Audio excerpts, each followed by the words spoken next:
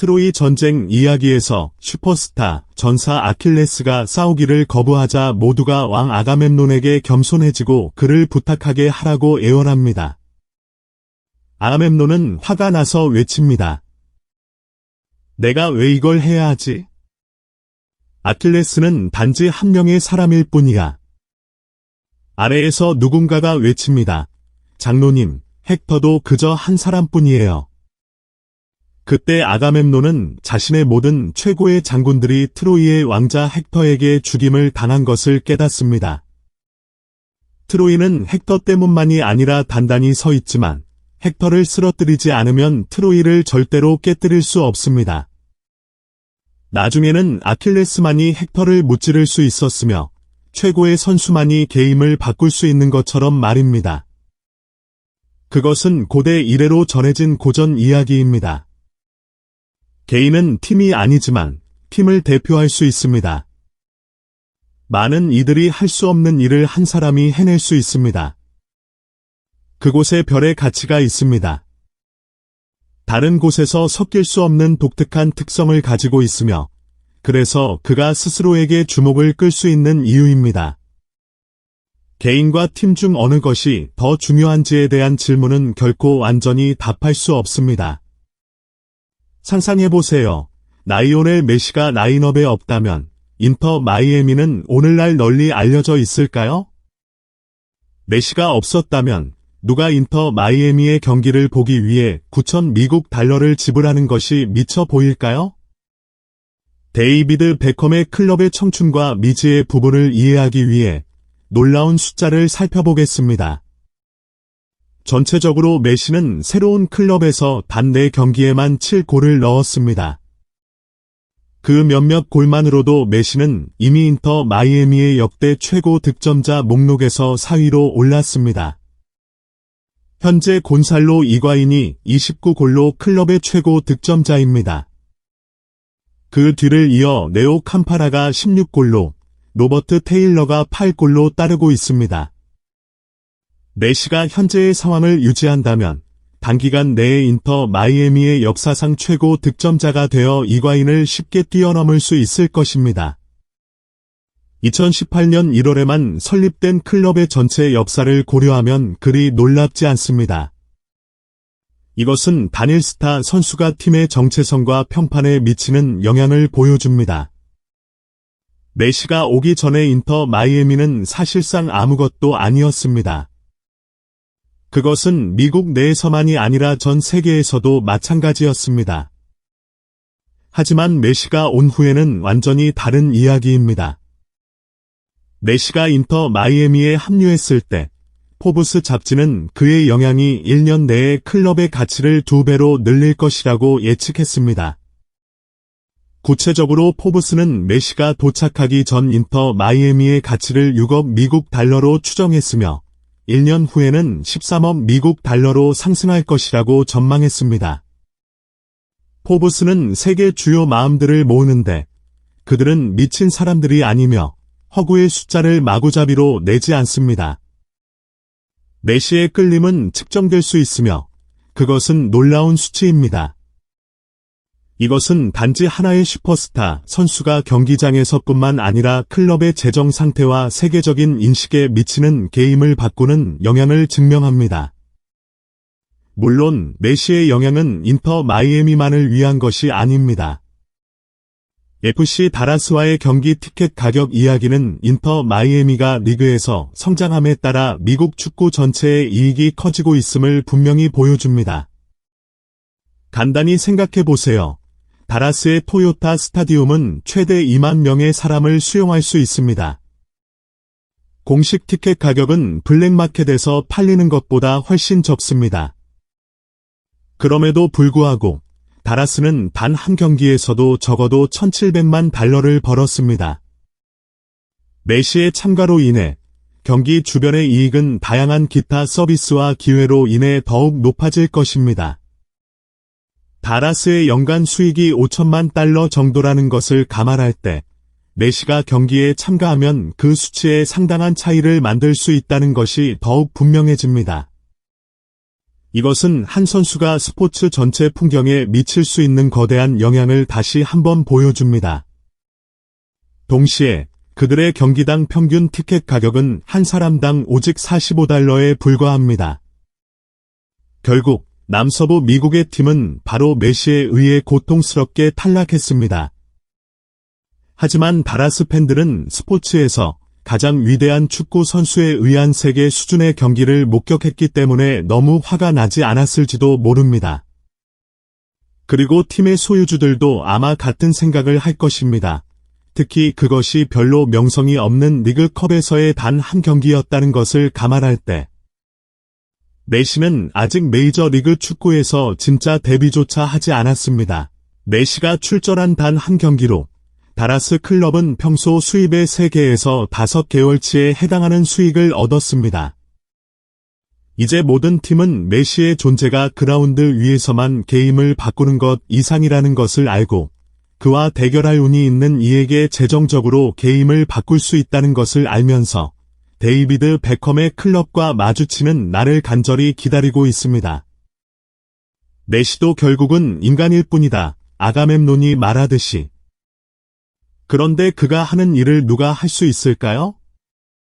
아무도 말할 수 없습니다. 메시는 말수가 많은 편은 아니지만 미국인들의 마음속에 항상 자리하고 있습니다. 이 시점에서 일부는 열정에 만족하며 기뻐하고 있으며 다른 이들은 그에게 홀린 것처럼 느낍니다. 미국 대표팀에서 30번 출장한 선수는 메시에 홀려 마르코 파판이 자책골을 넣은 것이라고 믿습니다. 다라스와의 경기에서 메시는 직접 2골을 넣은 것뿐만 아니라 파판의 자책골로 이어진 프리킥을 했습니다. 미국인 수비수는 고개를 숙여 볼을 자신의 골대 중앙으로 차 넣은 것처럼 차 버리지 않고 고개를 돌렸습니다. 그 자책골은 인터 마이애미가 80분에 3대4로 점수를 줄이는데 도움이 되었습니다. 파판의 반응은 메시에 대한 공포를 보여주면서 다른 스포츠에서도 이상하게 비슷한 현상을 반영하고 있습니다. 1980년생의 전 공격수는 특별한 선수가 나타나면 그들이 당신에게 능력을 초월한 일을 강요한다고 말했습니다. 미국 축구에서의 뉴 잉글랜드 패트리어츠가 그 예입니다. 빌 벨리체크나 톰 브레이디가 주변에 있을 때 사람들은 유령을 볼 것입니다. 메시가 참가한 4경기에서 상대팀도 아마 유령을 본 것일 겁니다. 경기 후 FC 다라스 감독 니코 에스테베즈는 내가 할 말이 별로 없어.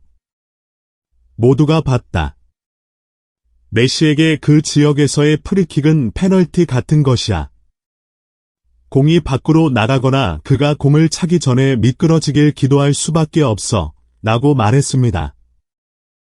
메시와 같은 선수들은 다른 사람들이 발전하게 도와준다. 그런 선수를 상대로 할 때 당신이 생각하는 것보다 더 열심히 노력해야 한다. 이 경기 후 내 선수들이 얼마나 더 자신을 끌어올렸는지 볼 수 있다. 라고 니코 에스테베즈는 덧붙였습니다. 메시는 이제 전체 미국의 보물이며 인터 마이애미는 그 보물의 보관자입니다. 그래서 데이비드 베컴 회장의 최근 이익을 보호하기 위한 행동을 볼 때 아무도 이의를 제기하지 않습니다.